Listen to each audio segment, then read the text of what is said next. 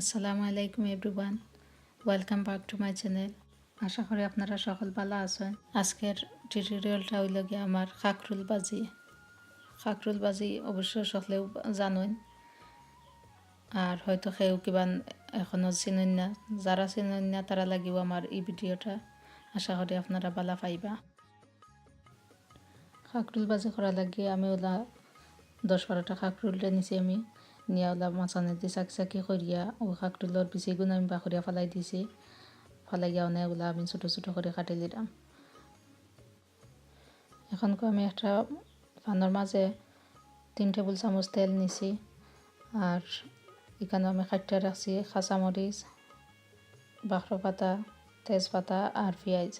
আমার সকলটি কাকরুল কাটিয়া হয়েছে 3 কাপ কাকরুল, আর এখানের মাঝে আমি 1 কাপ পেঁয়াজ দিছি। পেঁয়াজ কিন্তু ওলা লম্বা লম্বা করে ছোটো ছোটো করে কাটিয়া রাখছি। পেঁয়াজ দিয়া একটু লাড়িয়া দিয়ে আমি অপেক্ষা করবো পেঁয়াজগুলো আমার ব্রাউন হওয়া পর্যন্ত। এখন আমি দিলাম কাঁচামরিচ, লবণ আর হলুদ ছোটো চামচে 1/2 চামচ, ধনিয়ার গুঁড়া 1/2 চামচ। ধনিয়ার গুঁড়া অপশনাল, যদি আপনারা ভালো পাইনতে দিবা, আর না দিলেও কোনো অসুবিধা নাই। এখন আমি একটু লাড়িয়া দিয়া বাদে আমি দিলাম কাকরুল গুণ দিয়ে আমি বালা করে মিক্স করবো ও মশলার লগে। বালা করে মিক্স করিয়া দিয়া বাদে আমি গুড়িয়া রাখবো এখন 2 মিনিটের মতো। 2 মিনিট বাদে আমি উদলাইয়া দিয়া রাখার লাড়িয়া দিয়া এখন আমি দিলাম ধনিয়া পাতা, কারণ কাকরুল অত বেশি সময় লাগে না হিসতে। তো ধনিয়া পাতা দিয়া আর একটু লাড়িয়া দিয়া বাদে আমি গুড়িয়া রাখিলিম, আর এর মাঝে আমি চুলার আগুনও অফ করিলিম। আমার রেডি গিলা কাকরুল ভাজি। দেখো ভিউয়ার্স দেখতে কিলা লাগে।